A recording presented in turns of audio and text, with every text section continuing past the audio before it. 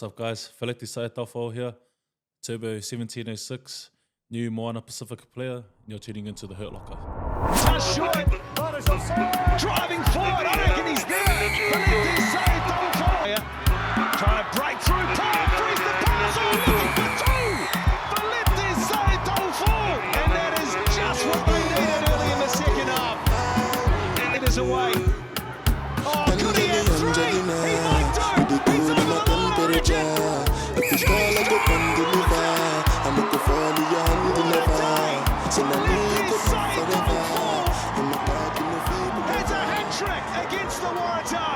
Before we start, we'd just like to thank our communications sponsor, Freedom Internet. Locally owned and operated, Freedom Internet delivers secure residential, short stay, and commercial fiber internet services. Now ask yourself, when was the last time you updated the security on your in-home router? Don't worry, because Freedom Internet will do it for you, keeping you and your family's online experiences safe and fast. Freedom Internet, connecting people and building community. Sign up today at freedominternet.co.nz. 2 weeks ago, we saw a hat-trick against the top-heavy leaderboard player, the Waratahs, but what others closer to the man see was the fruits of hard work and labour, working when nobody was watching and working when only those in his inner circle believed. In his IG highlights, he highlights a key scripture in the Bible, 1 Corinthians 10 verse 31, to God be the glory.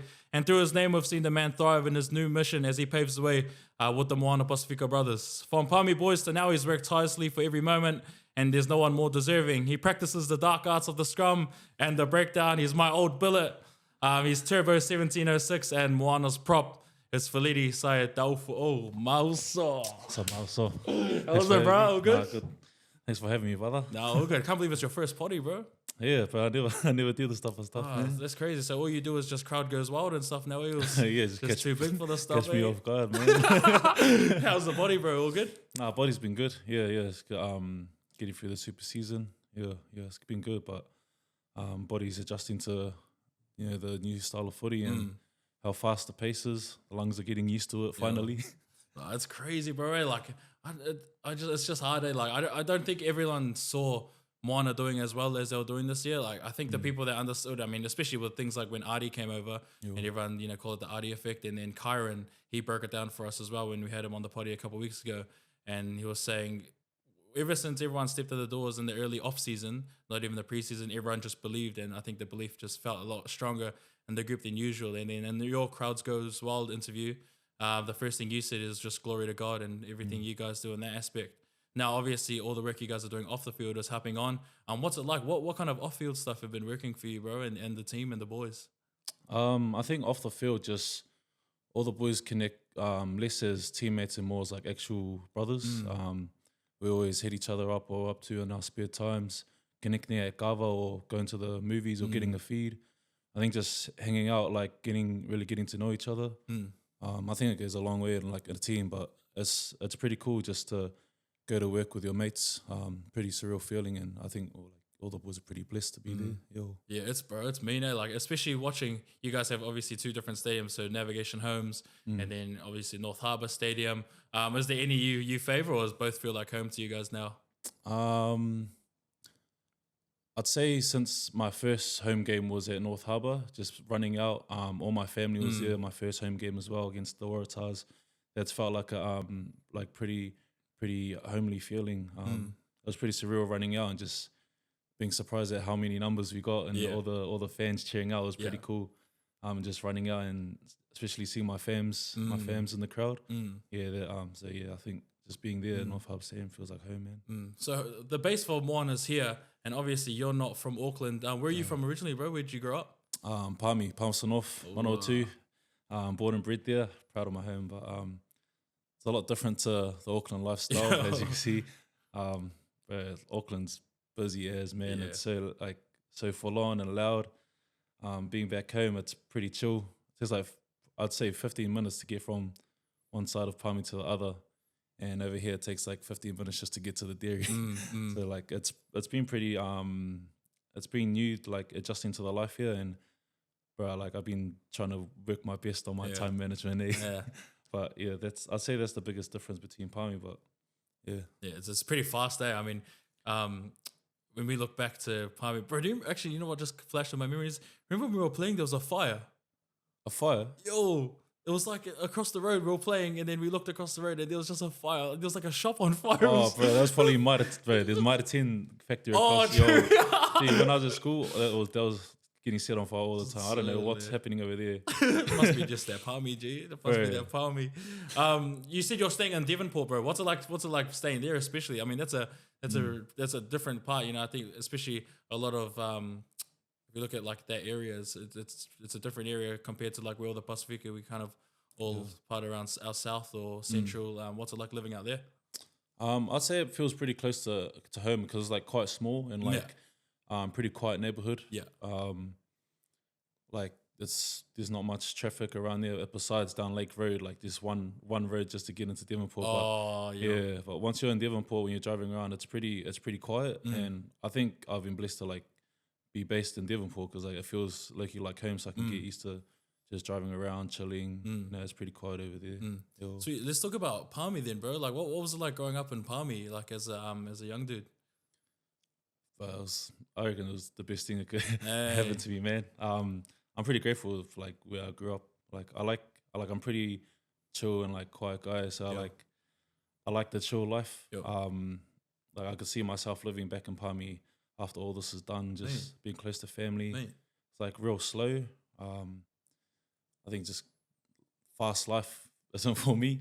So it's been like pretty new adjusting to life here in Auckland. But yeah, I think just living in Palmy's been both like a blessing and I think it's been good because everyone's tight. You know, like all the boys that I knew from school, I'm still pretty close with them.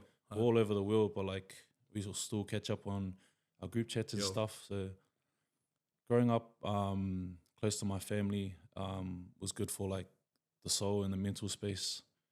And what about the Pasifika community, bro? Is there much in Palmy? What's it like? Because I don't actually know Palmy too much. I've only come down to for footy and kapaka. Other than that, you haven't really been down there. Is there a big Pasifika community down there? At the time when I was growing up, it felt pretty big. Yeah. But coming here, bro, it's pretty tiny. Fair enough. But like all the Pacific community, you pretty much know everyone in the community, both Tongan and Samoan and all our other cultures and whatnot. But a lot of like you meet a lot of people through like either church or like social volleyball sports. But like because I went to Malama Moni out in Highbury, and I was there for a few years for preschool, Samoan preschool. Yeah. And I moved out to my Tongan preschool, Lalangama'ui, closer to Calvin Grove where I live. And bro, like most of the teachers and adults there, like I knew growing up. Oh, true. Like when I go back home, they're still there, still working. So it's it's a lot smaller compared to Auckland, but it's pretty like tight knit community, I'd say. Your family, bro. Let's look at your family dynamic. Mum, dad, siblings, all in Palmy as well. Yeah, they're all in Palmy, back in Palmy. So I'm the only one that's out of home at the moment. First time moving out of home as well, but I thought it'd be a while till I moved out of home. But all my family, mum and dad still there, older sister, my younger brother Ace, and my two little siblings. He's carving it up, Ace. I see his post. So is he playing league? Is that league? Yeah, so he's playing union and league, but he had a league tournament. Was that at Bruce Pullman? Yeah, I don't know. He's playing for the Mustangs. So he's had a lot more interest in league than I did when I was younger. So he's trying to take his options in both sports. Yeah, solid. Hard. Bro, that's the one. What's it like, bro? Like growing up with your siblings, were you all kind of sport orientated, or you all like obviously you had church and social volleyball and stuff? What was that like? Yeah, I'd say we're sport orientated. I didn't grow up liking sports. Oh, true. I grew up like a chubby kid. I grew up liking my food and my lusipi more than my rugby. Enough, but because my mum and my dad always played sports, and they always enrolled us into sports, encouraged us to get outdoors and active. My sister, she went pretty hard at her volleyball. And then my dad would always try to get us to train together. So I'd always get like mad because we'd go for runs. She always beat me. Man. So she's older, like way older than you, or she's like a few years older than me. Oh man, yeah. And but she still jams sports, social volleyball, netball. Solid. Obviously I'm on my rugby journey. My little brother is just finding his options in rugby and league, and the we have my baby sister. Yeah. She's a rugby head. Oh, true. She loves playing footy on the weekends and coming to all our games, our cousins' games and stuff. But we got my youngest brother. He's more on the creative side. Oh, So hey. he likes his Roblox, his That's the Lego, one, his that's the drawing. one. I was like, oh, fair enough. I know how you feel when you're a Yo. little chubby kid, but yeah, he's more the creative sibling Man. out of us. Yo, Bro, that's mean. So how many siblings overall? 3? 4. Four, There's four. 5 of us. Yeah. Mean, bro, that's solid. Yeah. That's cool. It's cool having a big family. I'm kind of similar. I've got a pretty big family. Well, I've got 3 siblings, and you're all similar of age now. Yeah. And we're all similar of age as well. And like growing up, especially like the sports and stuff, it's cool because it all Yeah. just intertwines. Like Yeah. get to jam with everyone, and like eventually, did you ever get to jam with Ace? Nah, we haven't jammed together yet, but because I'm like 7 years older than him. Oh, Yeah, wait, so- I thought he was like year 13 in that, bro. Nah, so he's year 11 this year. Oh, what? He's Yeah. massive. For Yeah, year 11, yeah. Holy. He's like pretty much almost my height. He's getting pretty big, but yeah, that's one of our dreams, me and him, just to at least play together. one pro Yeah, game that's the together. one, yeah, bro. be pretty proud. Chuck proud on moment that for our green and white family. jersey, maybe. Yo, Yeah, yo, get back hopefully, home in man. NPC. Oh, that's mean, bro.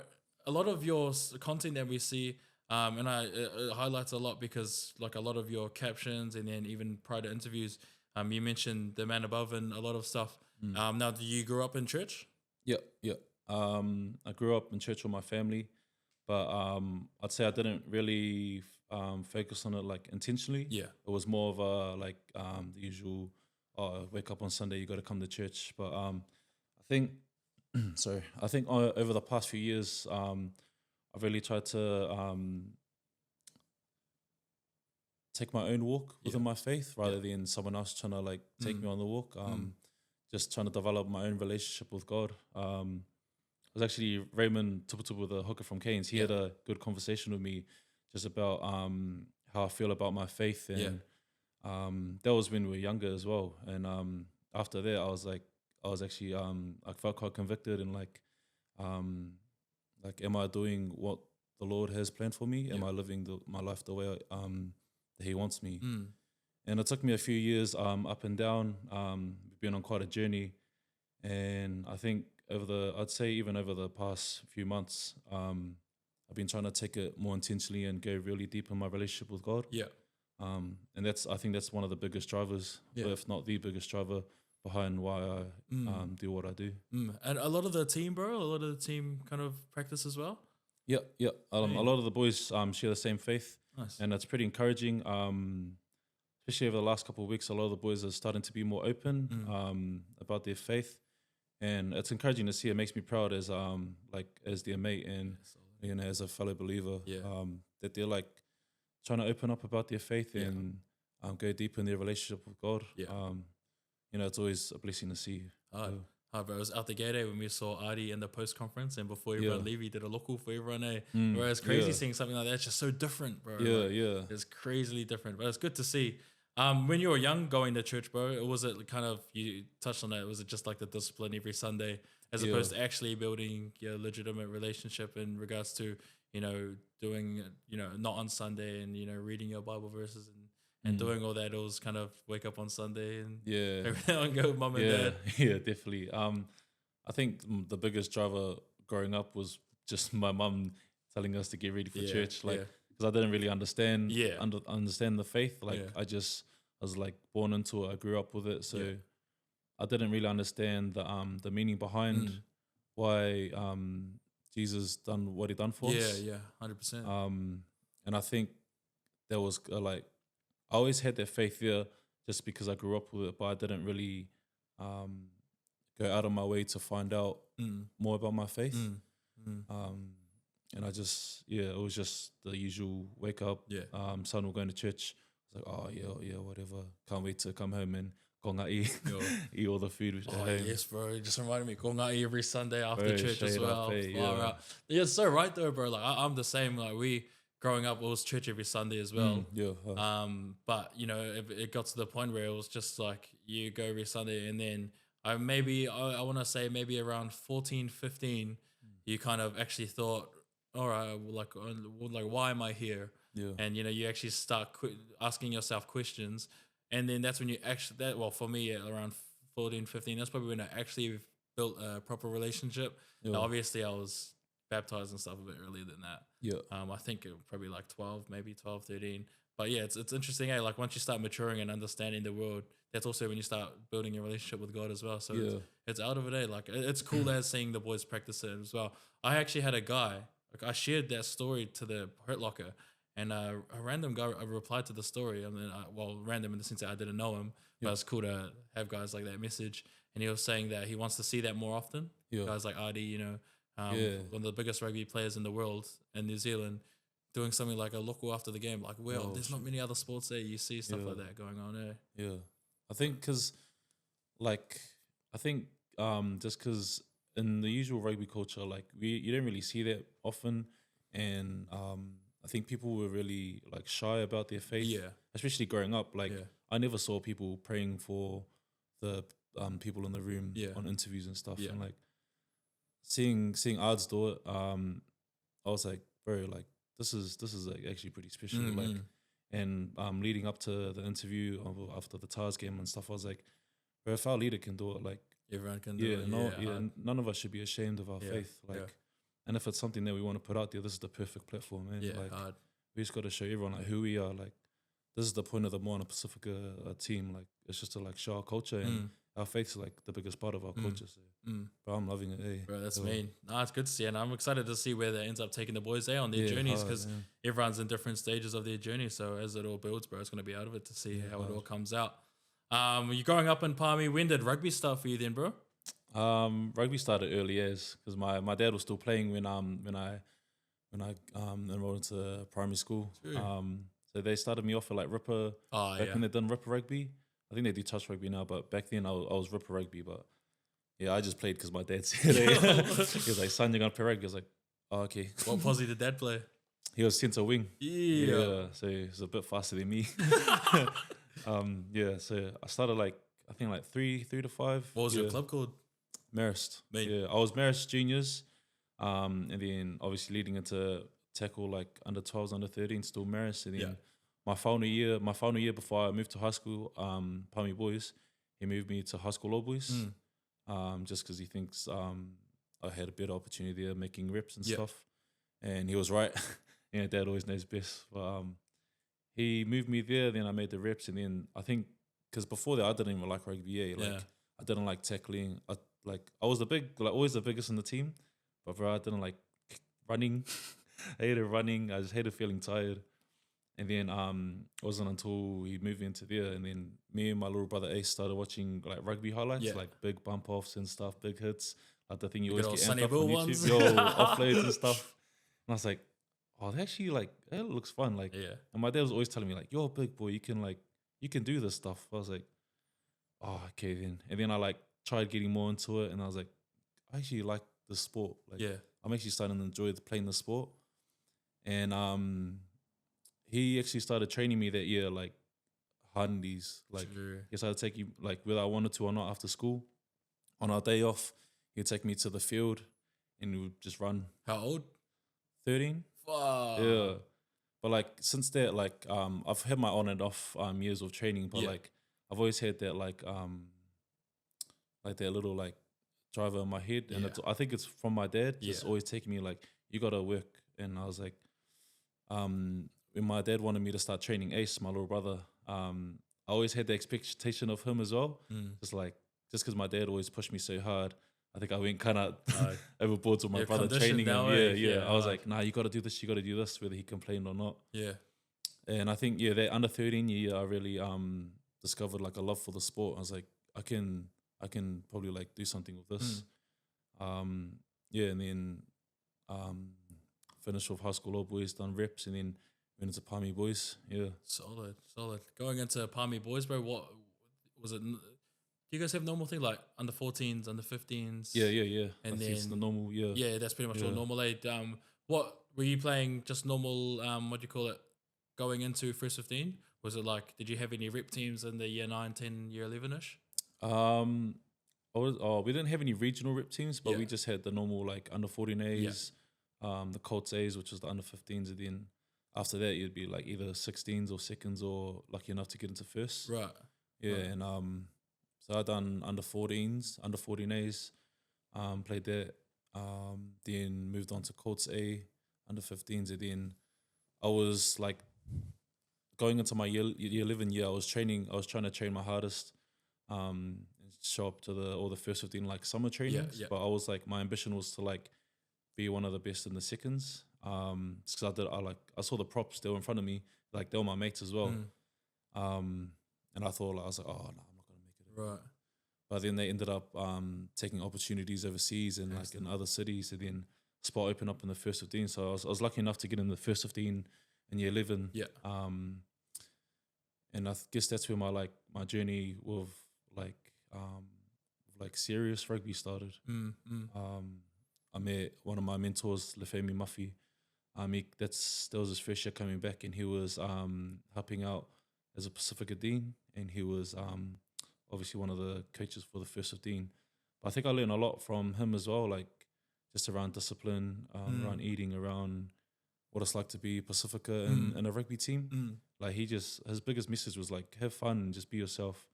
Like you got all the discipline and like your rugby routines and stuff, but like you play the sport because you find it fun. Hard. And I think that was like one of the challenges going on through first 15, just trying to like, because everyone wanted to like make it, but like you can lose the love for the sport doing that as well. Hard. Yeah. 100%. Yeah, it's crack up.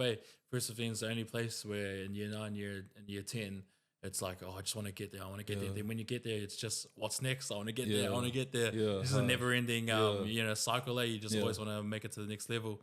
What was like the first? So you have no regional rep teams down in Palmy?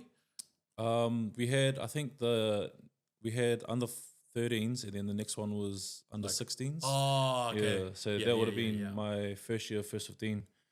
And then at the end of the year after first 15, just try for the under 16s. Solid. Oh, that's mean. Do you have any other friends or family, bro, that are like hearty in sports? Because are you Layla's cousin? Yeah. Is that your cousin? Yeah. Holy heck, bro. She's out there footy as well, bro. Holy moly. Yeah, she's a man. She's pretty much like my older sister. I grew up with, because growing up was just me, her, and my older sister. Yeah.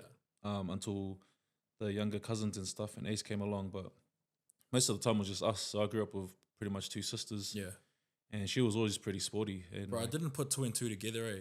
Oh, yeah, well, it's probably because you got the Ta'ufo'ou in your last name. Yeah. And so when because she liked the story that I posted of you. Yeah. And I was like, what the hell is the Sae is the last name? Yeah. And then I went, and then you both had the pictures together. I was like, oh, what the Yo, but people always get put off because of my Ta'ufo'ou last name. Yeah. I didn't realize that like I got a Samoan and Tongan last name. Yeah. I was trying to figure out because I was gonna put like Sao Tongan song on your thing, and I was like, what is this Sao Tongan? I keep forgetting both fields. Yeah. So you got it's a sporty ass family, bro. Dad was still playing when you were going through primary and jamming. You got Layla, and then you got Ace who's jamming now, and all your other sisters play volley and stuff, bro. It's crazy, you guys. How sporty you guys are? Yeah, I don't really like realize it just because like we don't like as a family just we normal. don't. Yeah, we just like always focus on like family stuff. Yeah, and like we're always keen to like hang out and like play board games or whatever, and like sports has just always been there. But like we just don't realize like how much of us actually play sports. Hard. Do you have a key moment, bro, that you remember just like in your younger grades playing where you're like, far, I actually love this game? Yeah, I think it would have been playing for high school All Boys with my dad changed me to their club. We were playing against Fielding Yellows, and I think my dad gave me a speech before the game because he's giving me like 1,000 speeches. But I think he gave me a speech before the game, and like a few of my family were watching, and I was like, it was probably one of the games where I actually like went hard. Because before that, I'd say I was pretty beefing. But and they had this big fella in the other team playing for Fielding Yellows, and I was like, I don't know what it was because I couldn't figure out what it was either. But I was always trying to line them up. And I came out after the game, and my dad said I played well, but he was like, "Why can't you do that all the time?" I was like, "I don't know, eh." I think he just made me angry before the game's talking to me, pissed me off. But I think that was like one of the turning points. I was like, bro, actually like I can do this. I love this game, man. Sometimes it just takes that little trigger, and then once you find it, just pretty locked in after that. Yeah. And that's what a dad. That's pretty dad thing to do. Though, Yeah. Just especially find that Island boy dad, there eh, with just, son. give me the old We're speech. running like, after the game. Bro, what were some of the players you had where like you get to first 15 in year 11, you finally get named and stuff like that, and you make the squad? What was it actually like when you figured out you were going to be in the team? I was like, it was pretty cool, eh? Like, it was pretty surprising when I saw the team listed my name on it. And then a few of the boys messaged me. Ruben Love, he actually messaged me saying, just like congratulating me on like all the hard work and stuff. Like, it's only the start. And I think it was just like it was like an eye opener, eh? And I was like these guys are pretty good. And I was like, well, hopefully I can be that good. But I was just inspired by all their hard work, because I'd like come in on off days and they're like walking out of the gym. Hard. I was like, oh, what'd you get up to? They're like, oh, I just done a gym session. Oh, I just done a row. I'm like, oh, I'm not even doing that. I'm walking to the tuck shop. But I think after just seeing their routine and like all their like all their Work ethics. yeah, work ethic behind the doors, that was like, it was pretty inspiring. Ruben Love.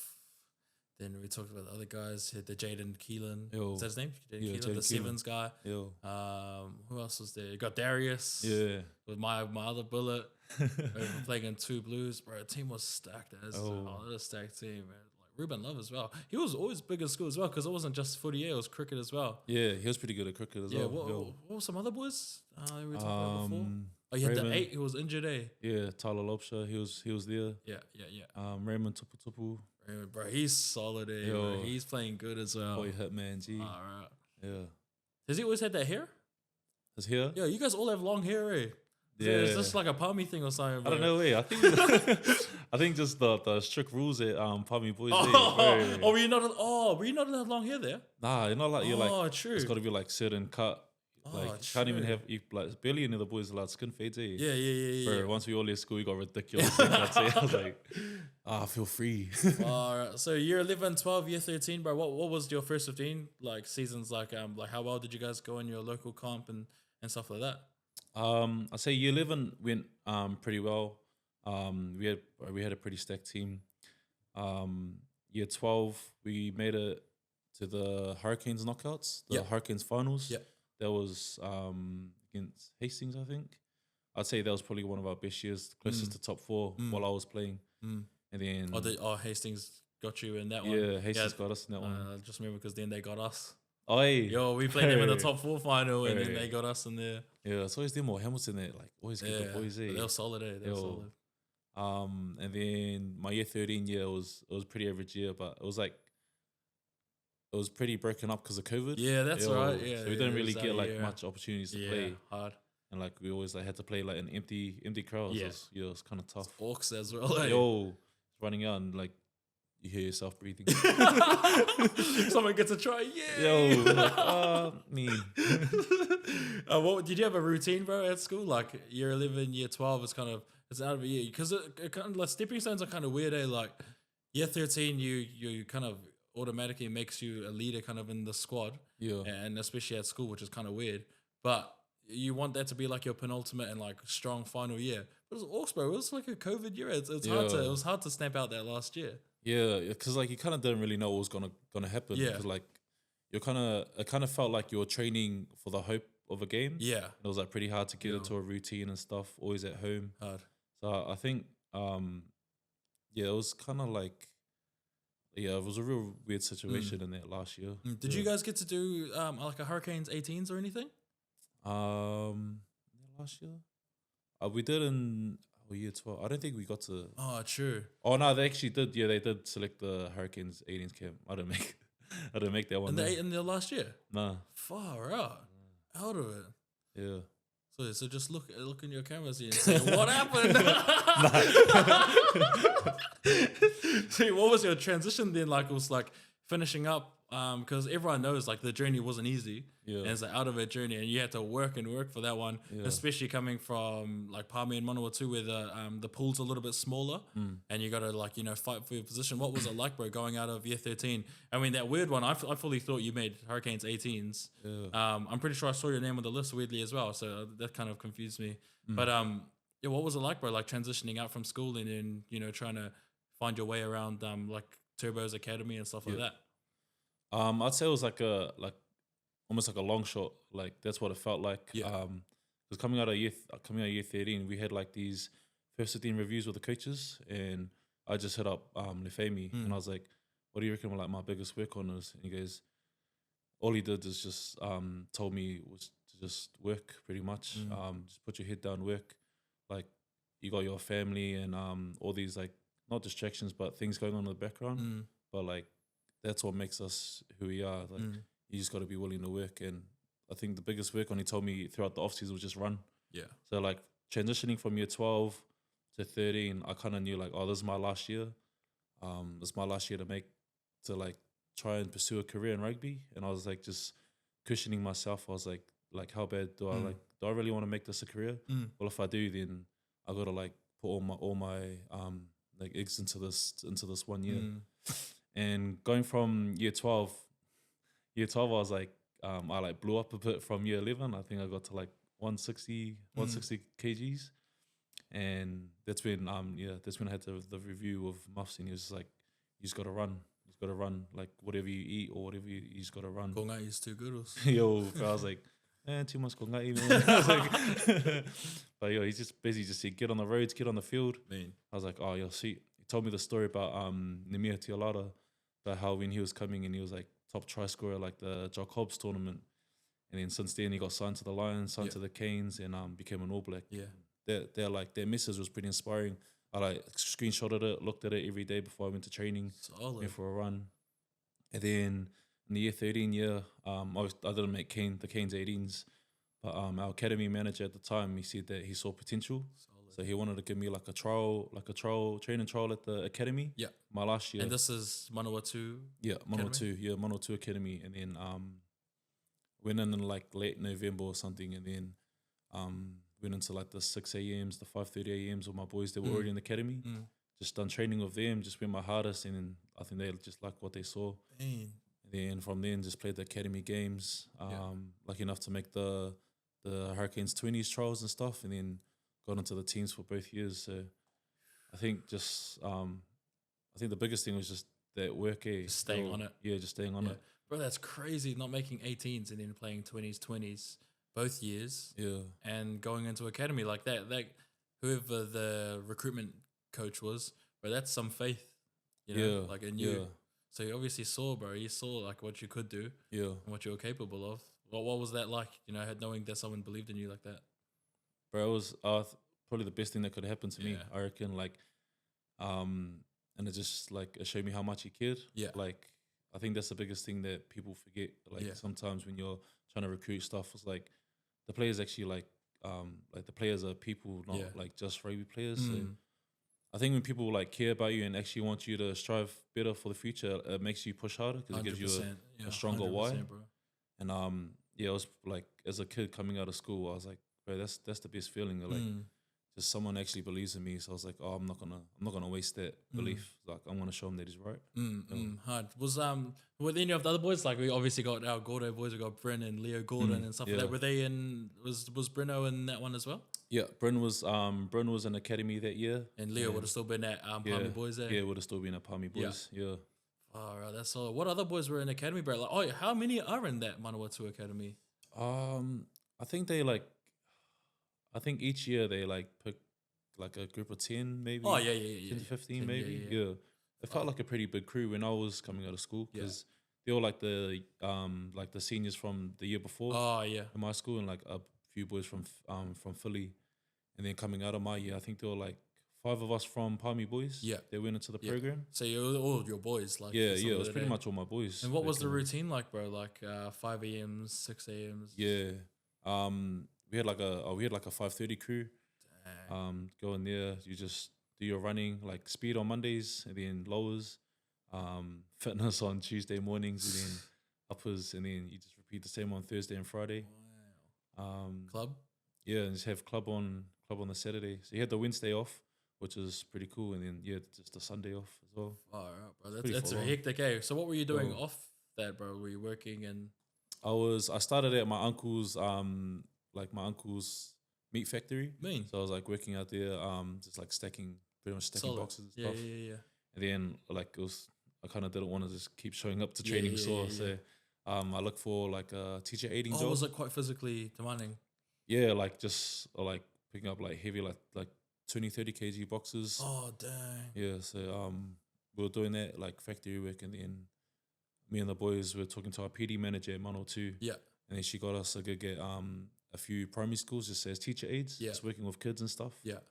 Yeah, so and I had little siblings, so I was like, oh, this should be like, I should be like find this kind of relatable to my lifestyle. So, it's an out of it time, eh, bro? Like most of the time, there's only two ways: it's either the workforce or study. Yeah. What was it like trying to balance, working and then going to training? Because that's a tiring part of your life. Yeah, I think I was pretty lazy, to be honest. At the time, I didn't like value at the time like the workforce, like it's like the regular like 9 to 5 or something, because going into year 13, all my eggs were into rugby. Yeah. So I think I carried that habit into working and stuff. Like I have a lot more appreciation for it now, especially seeing like how my siblings are at work, my cousins, my aunties, my parents. And I think just dealing with like time management. Yeah. Bro, my time management was trash when I went to work, to be honest. I think just because I was like so focused into rugby. Yeah, fair enough. What was it like then when you start playing club? What was it, the old boys club that you were playing for as well? Nah, I switched clubs because my mate's old man, he was coaching at Freiburg. Oh yeah. So we all went to a club called Freiburg Old Boys. We played there for a few years, and then last year I switched over to Kia Tour, where some of my best mates were playing. Sure. Bro, what's this club scene like down there? How big's the kind of the Prems club competition? It's pretty small. There's only like 8 or 7 teams. Yeah. There's not many teams. We like get like 2 rounds and then like knockoff footy. Far out. 2 rounds knockoff footy. Bro, you must know everyone, in every team. Yeah, rugby. Everyone in rugby knows everyone over there. Yeah, does Dad still get quite involved in some stuff, or is he just? Sometimes. Just like most of it was like with the Manawatū old boy stuff that he came to. Yeah. Just because I didn't play for Maris, and he was a Maris boy. Yeah. So it wasn't really much Maris. Like he didn't really get involved in the Maris stuff because I was always at either Freiburg or Kia Tour. Yeah. Bro, let's talk about your introduction to NPC then, bro. How did it come ahead, and when did you get that first text or call? I first got told that I was like getting signed the week I was leaving to the Canes 20s tourney. Yeah. Just before they left, they just told me that they're keen to sign me for the next 2 years. And I didn't they wanted me to focus on the tourney, and I wanted to focus on the tourney as well. So I didn't really tell anyone. Me. And then done the tourney, came back with my parents, and we were staying at a accommodation. And then we got a feed, and I was just telling them, I just showed them my phone. I was like, oh, you look at this? They're like, oh, what's this? I was like, oh, the Manawatū offered me a contract. And my dad was like, huh? He was, what? And I was like, oh, Manawatū offered me a contract. And my little brother Ace in the background is like, yo, your shout. I was like, mate, you still got your parents here to pay for your food. And then the year after, we were heading into, I was playing club, and then we're heading into preseason with Manawatū. Played the preseason against Bay of Plenty. But I just in the club scene before NPC, I dislocated my shoulder. So I was out probably for like a month before NPC started. Oh man. Was that you had to do a recon, did you? Yeah, I done a recon a year ago now. Wow, yeah. Right. But it all started from that niggle injury 2 years ago, yeah. So I dislocated my shoulder, done like 4 weeks rehab, came back for the preseason games, and then I think they just liked how I played, so they just named me to start on my debut. Debuted with Raymond as well, so that was pretty cool moment. Yeah, that photo is cool, bro. Yeah, you guys in that debut. One of my boys from school. Who'd you guys debut against? Lions, Wellington. Yeah. Oh, bro, that's even there all those boys as well. Bro, yeah. I was sacking it. Hey. That was my debut, and then I was lining up against Xavier Numia. Oh, dude. and I saw on their lineup, it said 50th cap. I was like, why is this 50th game against me, man? I'm going to get bummed. How old is he, Xavier Numia? He must not be that much older than us. Yeah, I think he's still like 20s, mid-20s maybe. Right, Yeah, man. so he's still pretty young. How was that game? Bro, it was it felt fast, eh? Like, I think the physicality was all good. It was just the speed going from first 15 to club. Bro, and then we went to NPC and like we were running around, get to our line out. I was like puffing, looking around. Everyone didn't look tired. I was like, yeah. is it me or am I cellar right now? Did Darius get to jam 1 or 2 with you guys? Yeah. He got to jam. see. Yeah. So he was me, him. I think boys, me, him, and Raymond. Yeah, from Palmy Boys. Yeah. Man, when you got that what do you call it, your first game, and you guys were jamming, what was it like looking across and actually like seeing Xavier Numia and all those guys? Because like who else jammed so well into like Riley Higgins and that would have been there as well. Yeah, all those boys. Yeah, so like I knew Riley and that, all the boys from 20s. So it was cool seeing them get their debuts as well. Yeah. But just seeing like all the Canes boys, it was pretty surreal. I was like, bro, like I used to watch these guys. Yeah. I was like, now I got to play them. Got to act like I'm not a fanboy or anything. Yo, that's pretty cool. Yeah. Yeah, it can be a full-time job then. 2 years of doing that. Did you believe, bro, when you were there? Like, did you believe like, look, I'm at NPC now. Starting, I'm established. Like, I can actually do this now. This whole gig, this rugby gig. I'll be honest. At the start, it was pretty hard. It was like pretty hard to like back myself. Right. I think the coaches got into my ear the most about believing in myself because like they'll just explain to me like how they see me, where they see me in the team. Yeah. And I think that gave me the biggest confidence with my ability, especially like during the start of the season, because it was pretty hard. Because like obviously coming from club, I was like, oh, I'm just a young I'm just a young island boy. Like I didn't even like rugby like a few years ago, and just seeing like how much of a big deal NPC was to me as a kid growing up. Yeah, I couldn't believe that I was playing it. And like even like after kickoff on the field, I was playing footy. I was just trying to play footy, but I'm looking around like seeing the NPC logos and stuff, seeing like Sky the uniform. Yeah, I was just running out. I was like, bro, like, I can't believe like I'm actually doing this. Hard. And like so I think that it was pretty hard to believe in myself, to be honest. Yeah. But I'm thankful that the coaches backed me as well. Hard. And how many caps do you have for Manawatū now? I think I like 6 or 8. But I've been like injured. You injured like, after your so when did you do your reconstruction? End of 2023. Oh, okay. Like December 2023. And how long does that take you out for? I was like 6 months out. Yeah, so I missed like half the club season. Came back and then because I dislocated my first year. I dislocated my shoulder, put me out for like pretty much all of NPC in 2023 besides the last 3 games, I think. And then last year, I injured my ankle like pretty bad in the preseason games. I think I missed half the season, came back for like the last 3 games again. So it's been pretty tough. Heaps of injuries coming back. Man. So what do you have to do, bro, for like in rehab and fitness to stay fit and stuff? What kind of stuff were you doing in those injury times? I think the biggest thing I try to do is control my eating. Yeah, fair enough. Like just trying not to like eat heaps and like trying to get on the bike or whatever. Just knock out my my rehab, like all my rotator cuff, shoulder rehab. When I done my ankle. Was it rotator cuff? It was I popped out. I got a labrum, so like it kind of like popped out of the socket, like half out the socket. Bro. So I had to like. Was that sore as? Bro, I was so dramatic, eh? Bro. Fully, I was dramatic as when I like done. I was like, far out. In my head, I was like, my rugby season's over. I was like, they're like, I'll probably be like 4-week recovery. I was like, sweet. Okay. I wipe my tears. Oh, bro, it's crazy. Yeah. So you go through all that, get through and so you recover halfway through last season from your ankle. Yeah. And you get there, and you play some games at the end for last year? Yeah. What did you jam last year for Turbos? Yeah. So I probably got the last 3 games. Jammed the last 3 games for the Turbos going through there. When did Moana kind of step into the picture for you? I'd say like around October.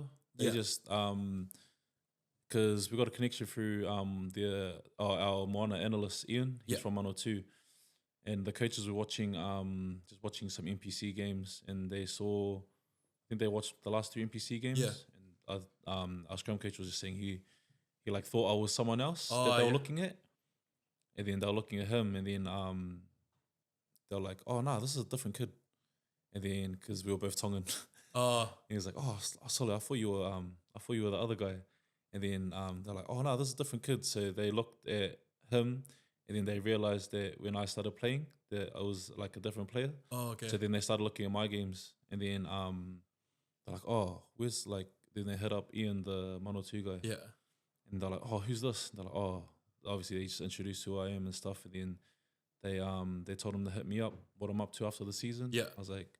Because I was talking to my agent about like heading over to MLR. Yeah. I was like, oh, there's nothing super is coming. Oh, Like, right. I might head over to MLR just to experience that kind of Yeah. footy. Yeah. Travel. Yeah, get to travel, see the world. And Ian messaged me. He's like, oh, what are you up to after the season? I was like, oh, not much, just this and that. Told him the story, and he just said, oh, like, I think Moana's going to be in touch with your agent.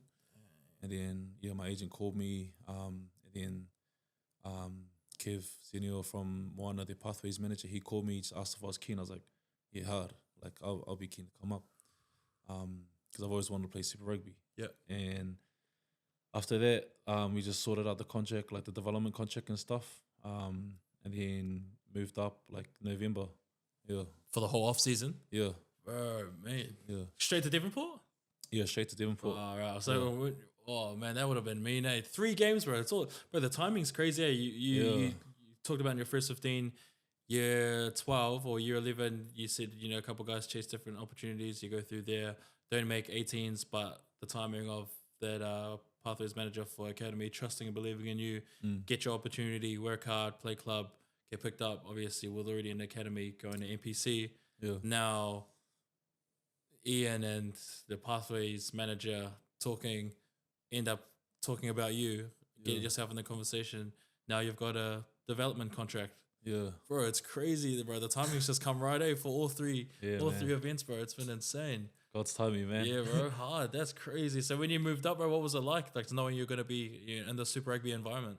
I was excited as I was pretty wrapped, and like I didn't know what the plans were after preseason, because the development contract was just like guaranteed you're here for preseason and whatever happens after that. Oh, right. Is that what it was? Yeah. Far out, bro. So you just had to grind out that whole preseason. Yeah. Like it was pretty like eye opening, because my first time home, like moving out of home. Yeah. And like just seeing all my fams leave on that first day that I was here, I was like almost shed a tear, and I was like, bro, like I gotta take this opportunity with both hands, man. Like my parents traveled all the way up, helped me set up, bought me like beddings and stuff. They all helped me get here. Like I can't waste all their time and effort. So I was like, 100%. Yeah, I'd say even that point was like the most I've locked in I've been, like going into a rugby team. What was the off season like then, bro? Was it crazy? Bro, it's, we started off with a preseason, so it was no rugby, like just running and gym. But that was pretty tough. Tough. Like the boys I was doing it with, bro, like most running I've done, like just straight, like I think the most volume of running I've done, like just like the amount of running and the intensity. I was like, bro, I don't know if I can do this. Yeah, but watching you run the ball this year, you can definitely tell the difference. Like, do you feel a lot more like lean and mobile with ball running this year? Yeah, I think like rugby fitness wise, I think this is the best I've felt. Yeah. Yeah, because of the last few years of injury, I'd come back and like just trying to be like fit enough. Yeah. I think that preseason block really helped with just like being more than just fit enough. What was like the hardest session? Do you remember like what drill you did that just absolutely? Bro, I think after like we were like doing like 300, like we do like 300s. Oh, like, no. 30-second rest, 200s or whatever, and then 100s. It'd be like 3 blocks of that, and like usually it's like the rest is like 2 minutes, or like back in Manawatū, like I'm used to like rest for 2 minutes and you go into the next block. Yeah. The rest, he was like, yeah, jog around the field. I was like, oh, hey, he's like, yeah, your rest, jog around the field. Bro, we were jogging. I was like, do I want to be here? Bro, what? So 300 jog around the field. Yeah. 200 jog around the field. Yeah, like pretty much. And then, bro, and then after that jog, we got to the line. He was like, yo, 30-second rest. Then we're going into bear crawls. I was like, oh, bro. Did you shred much weight over that preseason? Yeah, I think I lost like just over 5. Wow. Yeah. Holy heck, that's not even, that's like what, 3-4 weeks? Yeah. Like a month. Bro. Like a month. Yeah. That's crazy, yeah, especially for that amount of work, bro. Yeah. So is that 4 days a week in that training? Yeah, 4 days a week, Wednesday off. How many boys from Moana were in there for that preseason? Quite a few. I think just all the boys that went at PNC, like the playing for the island teams. Yeah, yeah. Like Missy was there, Miracle, Offa, yeah, all those boys were there. Man, far out. Yeah, Missy's had a cool story as well. Yeah, he's had an unreal journey, man. Going in from there, and then obviously having a shift towards kind of the actually preseason and off-season stuff. What was the conversations like? You know, did you get kind of communicated with going throughout to like keep you updated on how they're looking at you and how you're tracking in that preseason? Yeah. We just have like one-on-ones and stuff. Yeah. And I think I didn't really like kind of focus on where they see me.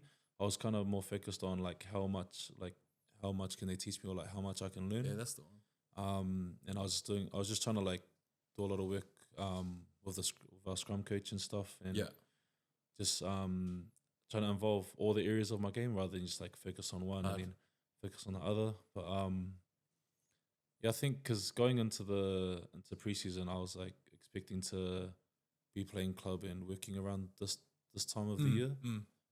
Just because I saw the quality of front rows they had. I was just being lucky enough to just to be blessed with the opportunity to play. And so, like it's been that's the thing, eh? Once the opportunity comes, just take it, eh? Yeah. What was your debut game like, bro? Talk to us on your debut game. So I was dead. So I was like, because we were playing over in Perth. Yeah. Like 4:30, like peak sunlight, bro. And it was like, I think the average over there was like 35. Bro, we were all like walking around sweaty. And a sauna, eh? Yeah. Bro, we ran out to the field. I think it was like, I looked at the time, it was like 16 or 15. Felt like I'd played 40 minutes already. I was like dragging myself. And like, it was hot as, but it wasn't the rugby stuff that was hard. It was just the speed and intent and like the physicality. Yeah. And like, bro, it just felt like I was like my NPC debut again. Like I was just looking around, everyone's going hard while I'm like dead. I'm like, bro, I gotta step it up. Yeah. But that's sick though. I think one of the out of it things as well, like, you know, Artie's there. Yeah. All these guys that are there that, you know, a lot of people, you're just like, it would be pretty hard to kind of just like ground yourself and understand that, like, man, I'm here, like, you know, just got to grind out. What was it like when you're like sweating in the trenches and then you look down and Artie's just smoked someone over the rock or something like that? Bro, it was surreal, eh? Bro, it was an unreal feeling. I didn't sink in like in the debut. Yeah. But I was like still buzzing out like all the boys that I was playing with.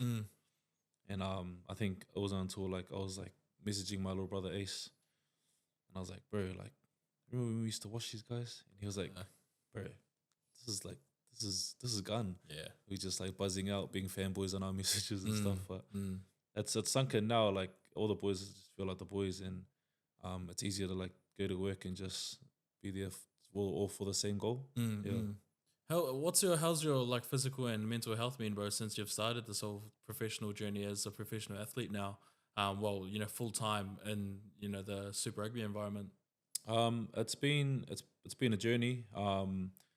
Just learning how professionals do it. With the mental space, just like always staying on whether I'm selected or not. I think that's been one of the biggest learnings. Yeah. You see all the best in the world, whether they're playing or selected or not, they always prepare the same, like exact same. Yeah. Prepare to be the best, and I think that's the biggest learning I've taken out of that on the mental side. Just always staying on, like, this is your life. This is what you chose. This is your privilege. Like, this is what you got to do. And physical, the body's been sore, but it's been good because like we've been blessed with like recovery centers and specialists like therapists, masseuses and stuff. So It's been you getting used to like the physicality and stuff, but yeah, blessed with all the recovery side of things as well. How much are you enjoying it, bro? Just being in the environment. Oh, loving it, eh? Yeah. Bro, I'm beyond blessed to be here, man. Yeah. It's definitely the dream job, bro. I wouldn't want to. I don't want to retire. Yeah, that's the one. Well, let's go through that Waratahs game then, bro. Like, far out. You're a ball running to the max, like especially like that. Was the first one or no? Yeah, the second was the first one the Messi try off the offload. That was the second one. try. Yeah, like that one. You ran it like a mint line for that offload, and stuff like that. But where do you think your forms come from, bro? Like for this year. I think I've noticed the biggest shift when I started to like rely less on myself and more on God. Yeah. Like my faith growing up, like obviously I've talked about how my faith's been like the biggest driver, but I didn't really start to lean on like solely on Him until like probably a few weeks into the season. Yeah. And like just like whatever, like trusting that whatever happens, it's like it's His plan, not mine. So whatever I plan, like I'm grateful for whatever happens, but if His plan like succeeds over mine, it's like I'm grateful for Yeah. And I think hand in hand with that, like getting my routine sorted. I'm trying to like base my routine around God as well, just like keeping Him involved in my day and like my Bible time and stuff. I think that's the biggest driver, like just going back to my faith. So solid. That's mean, eh? And I think just the backbone as well, eh? You train, you've got Him at the backbone of everything you do. Yeah. And at the center of all your activity, whether it's on or off the field. Yeah. Is that what it does for you as well? It gives you that strong base for everything you do. At least you trust in Him along all your decisions and actions on or off the field. Yeah. So like, He's definitely the backbone. He's like, we always hear it like God is our rock. Yeah. So like He's immovable. Like whatever whatever He plans, it's gonna happen. So I think it's really reassuring that like you're not in control of your own life, because if you were like, if I was in control of my own life, everything would be in shambles, to be honest. So like I'm glad that like there's a power above me that's controlling my life. So like I don't got to worry about anything, to be honest. Oh, solid.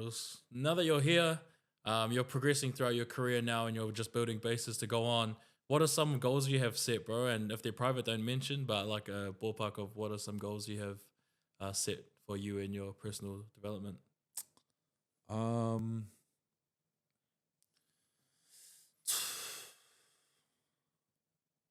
I'd say a goal I've always had, me and my brother have had, is the one we're playing professional footy together. Yeah. I think that's always been in the back of my mind. But I think personally, just being one of the best tight heads in the world, if not the best. Yeah. I think it's kind of like, it can be scary, like trying to think of that as a goal just because of what it takes to get there. But I think the more that I try to own it, and the more I can embrace it and actually work towards it. It's been a journey, like trying to actually like take that and own it.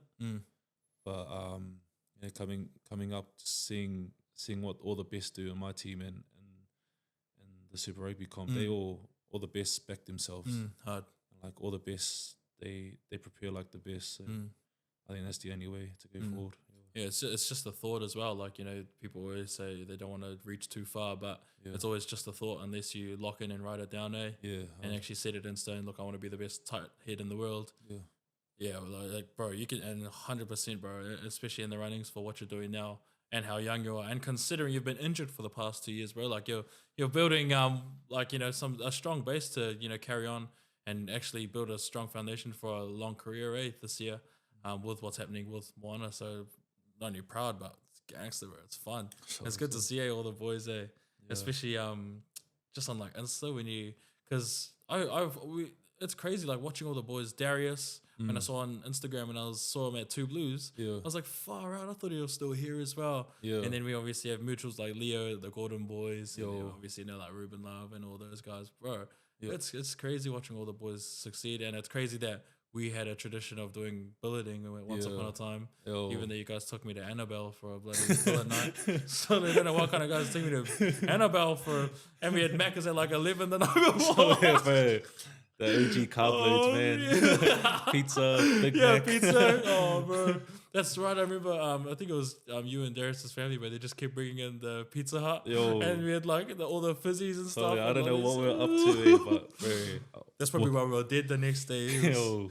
Other things for the future, bro. What plans do you have, like career-wise, post footy? Have you thought of anything like that yet, or still in the making? Yeah, I think the goal after footy was just to have my own business. Don't really know what it looks like yet. Just still on that journey. Solid. But me and a few of the boys and even my brother have shown interest in like our creative side. Yeah. Art, like clothing and stuff. All that kind of stuff. Solid. Yeah, so we're like working on that, but yeah, that's at the back of our Solid, minds. bro. That's mean, bro. That creative side's solid, especially Asav had all this stuff that he was doing. It's cool watching Union boys, kind of jamming that side, the creative space, because you go to across the ditch to league and stuff. Yeah, bro, they've been jamming that stuff for years now. Yeah. So to watch the Union boys kind of switch style and start doing stuff like that, it's important to see, bro. We'll go into some of quickfire questions and fan questions now, bro. Start closing it off. What's your favorite stadium to play at, bro? it has to be the Boneyard, man. Manawatū. Yeah. CET. Is that what they call it, the Boneyard? Yeah, it's called the Boneyard. Yeah. Tough. That's gangster. Who's your funniest teammate? Oof. Darius. Hey.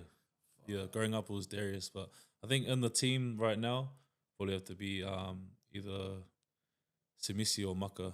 I mean, It's funny just looking at their faces. Darius is pretty crazy. He's got some bands too. He's funny he's as. crack up, man. 3 songs. So before a game, bro, your playlist. What 3 songs will you pick before a game? This year I've been jamming I Believe by Yolanda Adams. Yeah. From the movie Honey. Yeah. That always gets me up. I believe. That one, That's a solid song. Bust out my dance moves. Oh, so was that the song you were listening to that I posted? Was that the one when you were in the tunnel? When I was Feleti Sae-Ta'ufo'ou, yeah. Another one would be Say Yes. When Jesus Says Yes. Oh yeah, Beyonce. Yeah. Third one. It's been like a mix between like Afro beats and like Burna Boy stuff. That kind of stuff. So I've seen you jam Burna Boy a fair bit. Yeah. It's gangster. Toughest player you've had to mark to date?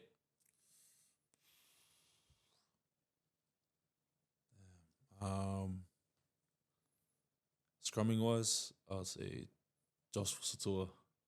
Hey, because that Blues 20s, bro, he Yeah. was tough then. When True. we played a couple of weeks ago, he's still tough, bro, he's still strong. So big ups to him, man. Yeah, bro, he's the man, bro. He's nice as bro. He's he was a youth leader, bro. If you didn't know. Oh, true. Yeah, he was a youth leader, bro, for Life Church here, bro. Yeah. So you should have. I'm pretty sure he still goes to church now.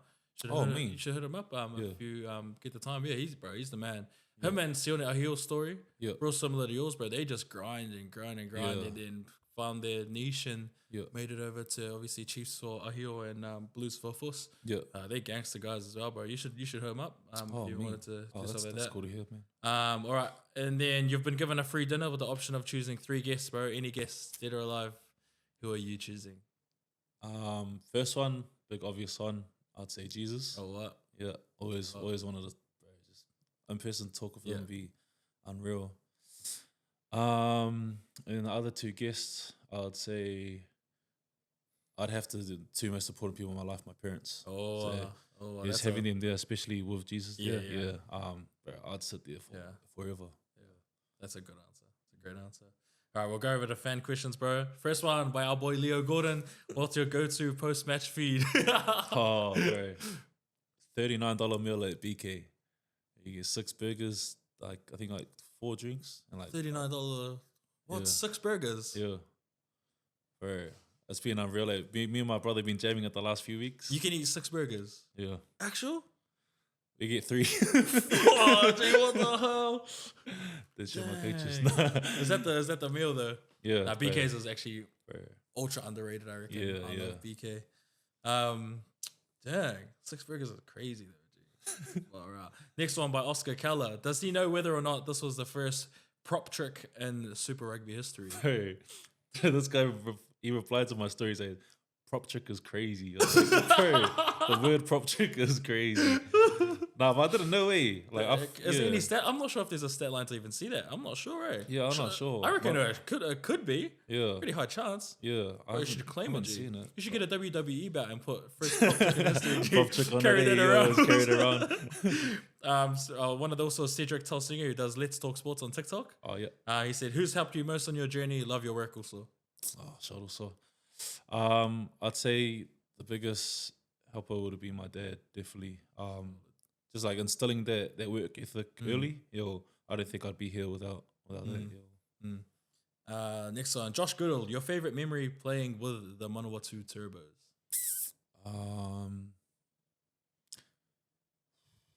I'd say I'd have two. My debut, just because I got to debut with one of my best mates, and my first dub in the jersey against Southland, against Missy. Solid. Oh, was that playing Missy as well? Yeah. Dang, solid. Next one, I'll let you guess. Why the hell was he 160 kgs in school? Is that my brother? Bro. Solid. And then he said he needs a hiding. Oh, bro, I'm gonna see him this week. I'm gonna go hiding. We got the next one, the body paint guy. He said, "What should I be painting myself this weekend?" We actually make him choose something so he can actually he'll do it as well. Has to be wrestling related because WrestleMania just finished. Surely. Oh, he's just done the Rock. Hey, Yo, Roman Reigns. Oh, make him Tribal Chief. Yo, Tribal Chief was body paint guy. You gotta be Tribal Chief this weekend. We're gonna try and run some content with him, so hopefully that's it. I'll buy your wig if you have to. We got Tito Tuipolotu. What are your key points this week on D? Bro, we had a meeting and Tana asked me one of the key points and I got it wrong. All the boys are cracking up. What a sad. Just tell Tito that he's bedassive. You heard that, Teets?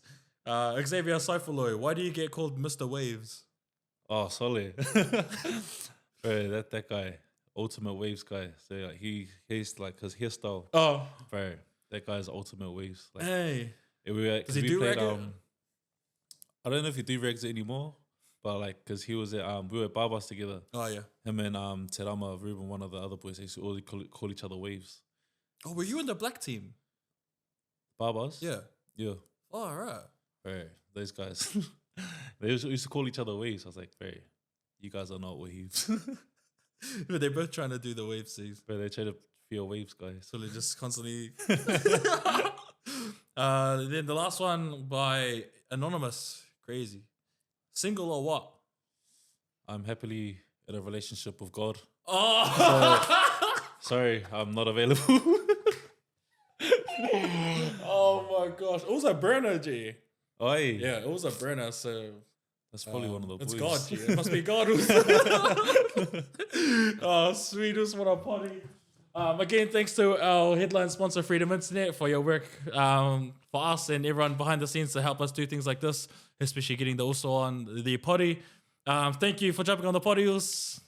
Bro, we're proud, like ultra proud as one of the boys and also a supporter of you and Moana and your guys' journey going on and paving a path for all of us. Thanks for taking us to Annabelle pre-game day. That's crazy. Yeah, bro, we're proud. Just stay locked in, Eos, and keep leading the way for young Pasifika. And yeah, we pray for a long, strong, and fulfilling career for you. That's session 6. Thanks for tuning into the Hurt Locker. So leave everyone with a great message. Leave them with some strong words. Jesus loves you. Oh, I love that.